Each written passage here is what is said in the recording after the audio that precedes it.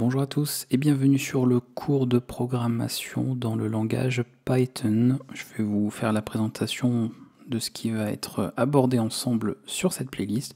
et de ce que vous allez pouvoir retrouver et vous faire notamment une petite description de ce langage de programmation. Petite parenthèse, que ce soit le premier langage de programmation auquel vous vous intéressez ou un langage qui fait suite à d'autres que vous avez appris avant,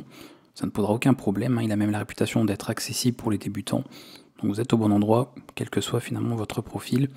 même si vous avez besoin par contre de quelques connaissances minimes sur votre système d'exploitation, savoir servir un minimum d'un terminal. Ce ne sont pas des choses que vous apprendrez dans ce cours, mais qui sont rattachées à votre système. Donc vous pouvez vous référer aux cours sur Windows ou Linux, si vous voulez savoir un petit peu comment utiliser tout ça d'abord. Le langage Python, si on fait un petit historique, sans forcément faire tout un cours d'histoire dessus, en quelques mots, c'est un langage qui a été créé par Guido van Rossum. Il a été créé en 91, donc publié en tout cas dans sa première version en 1991, et son nom est basé sur alors non pas le serpent, mais sur la série, voilà, sur une série Monty Python's Flying Circus. Donc c'est ce qui a permis, en tout cas ce qui a été l'inspiration, la source d'inspiration pour le nom Python, et d'ailleurs, vous voyez, c'est un nom qui n'est pas localisé, donc généralement je prends l'habitude de le prononcer Python, mais vous entendrez peut-être des gens dire Python comme finalement le nom du serpent que nous avons en français. C'est un langage qui est sous les licences libres.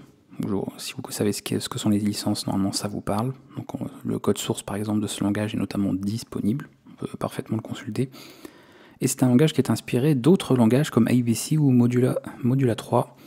qui ont servi aussi, surtout dans leur syntaxe d'ailleurs, pour former, pour être une base finalement d'inspiration du langage Python. C'est un langage qui est interprété. On reviendra un petit peu sur le sujet aussi, c'est-à-dire que vous allez avoir un outil qui va lire le code et qui va ensuite exécuter votre programme à la volée. On n'a pas d'étape de compilation, surtout si vous connaissez des langages où il y a une étape de compilation avant de pouvoir les exécuter. Donc c'est la petite différence. On dit qu'il est multiparadigme, tout simplement parce qu'il y a plusieurs paradigmes qui peuvent être employés, c'est-à-dire la manière de programmer dans ce langage.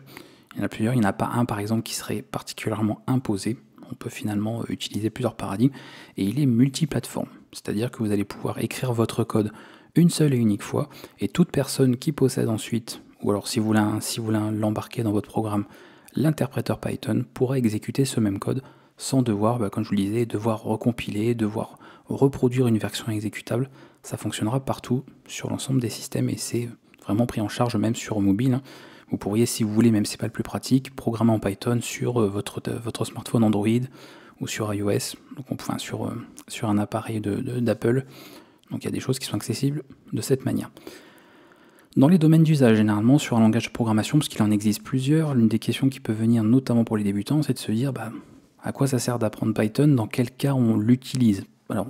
Python est un langage qui peut être utilisé théoriquement partout, d'accord ? Il n'y a a priori pas un seul domaine où ce langage ne puisse pas être utilisé, mais je vais vous citer principalement les domaines où on le retrouve le plus, d'accord, ceux qui vont parler le plus, et vous allez très certainement souvent entendre parler de Python,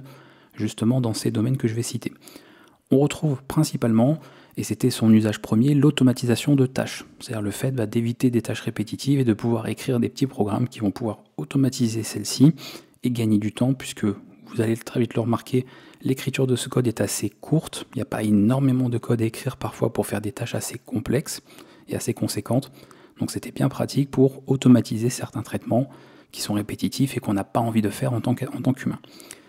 Il est aussi utilisé, il était très utilisé, même encore toujours de façon aujourd'hui, pour de l'intégration dans un programme, c'est-à-dire le développement de scripts, et il peut être utilisé dans plein de programmes. Je prends l'exemple de Blender, qui est une application pour faire de la modélisation 3D, fait partie de ces nombreux programmes qui peuvent intégrer justement un système de script, dans ce qu'on appellerait le système de scripting, donc d'écriture de script tout simplement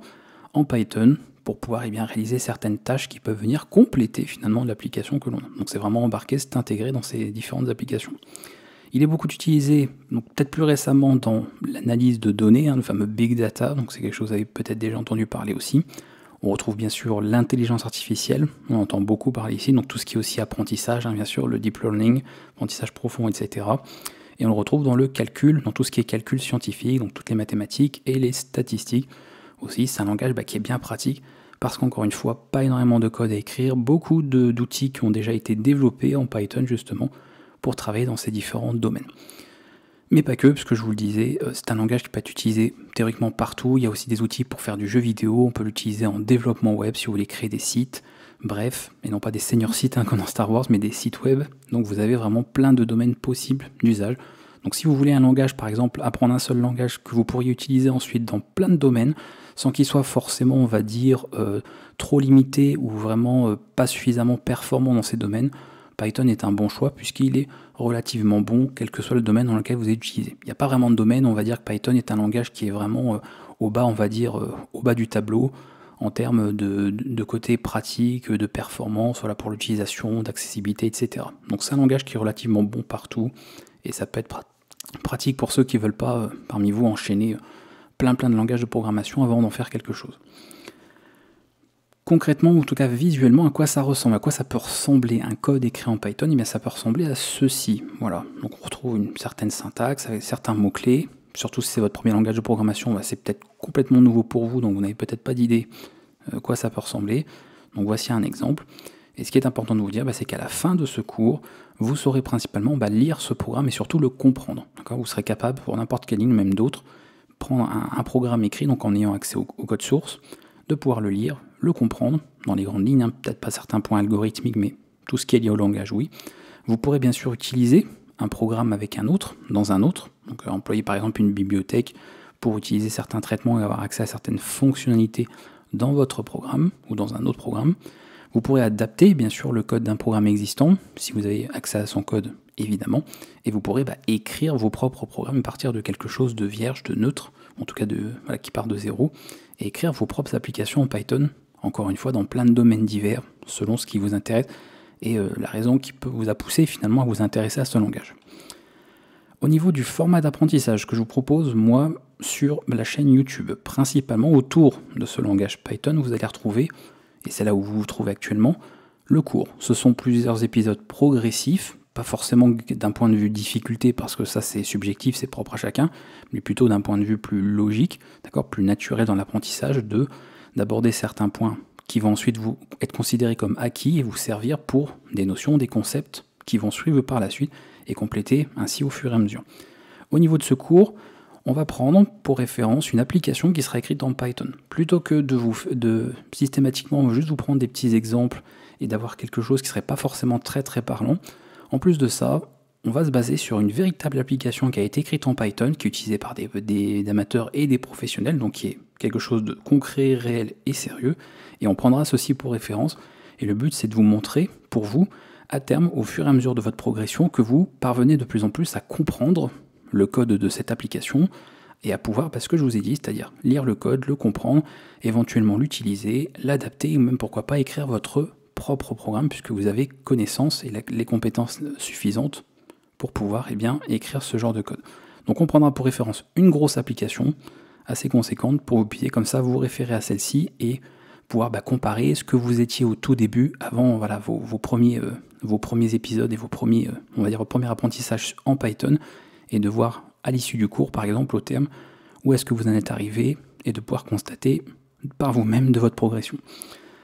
Au niveau du cours, vous aurez également des exercices pour chaque fin d'épisode, alors quand c'est nécessaire, s'il n'y a pas nécessité de faire des exercices, il n'y en aura pas, mais sinon, vous aurez à la fin de chaque épisode des exercices que vous pourrez retrouver si vous voulez vous entraîner, des exercices très rapides, très simples, qui viendront directement vous faire réviser les notions vues dans le cours. Donc ce ne sera pas quelque chose où on ne va pas vous demander de faire un projet, juste des petits exemples de code à écrire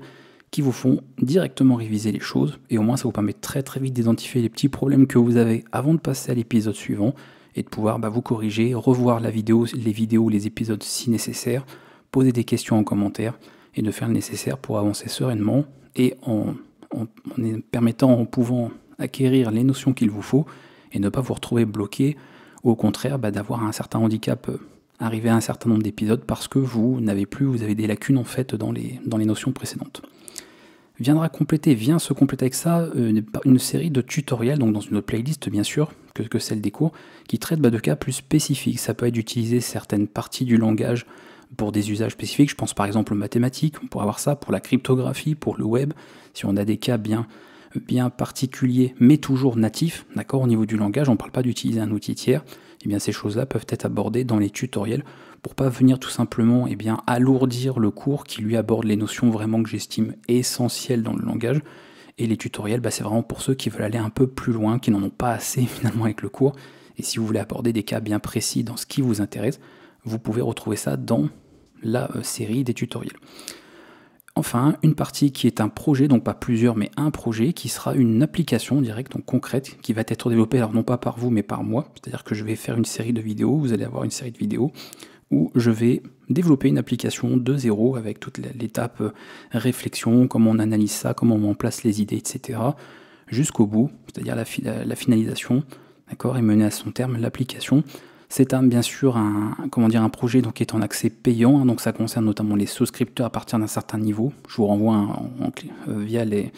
différents niveaux de souscription sur la chaîne. Vous cliquez sur le bouton rejoindre et c'est indiqué à partir de quel rang, quel niveau vous avez accès justement aux projets qui sont réservés aux membres. Donc sachez que ces choses-là sont disponibles aussi si vous voulez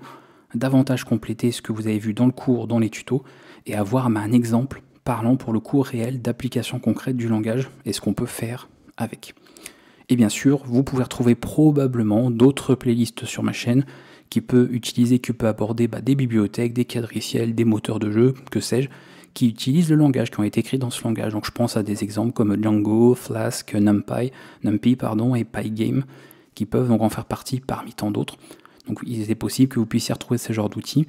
Et naturellement, si vous voulez un jour étudier ces outils-là, sachez que vous devrez, en prérequis, avoir suivi le cours Python. Le cours Python est vraiment le point de départ pour ensuite vous permettre éventuellement d'apprendre à utiliser des outils qui ont été écrits en Python ou qui vont nécessiter de connaître ce langage pour écrire du code dans ce langage. Donc vous pourrez comme ça retrouver ça éventuellement sur d'autres playlists de la chaîne. Je vous souhaite en tout cas bon courage, c'est la fin de cette introduction, donc vous avez toutes les informations qu'il vous faut pour savoir un petit peu ce qu'il vous attend sur la suite et avec les prochains épisodes. Si vous avez des questions, n'hésitez pas à les poser en commentaire. Comme d'habitude, de vous abonner si ce n'est pas fait. Je rappelle qu'il y a un petit peu moins, mais pas loin de 60% des gens parmi vous qui ne sont pas abonnés à la chaîne et qui pourtant consultent les vidéos régulièrement.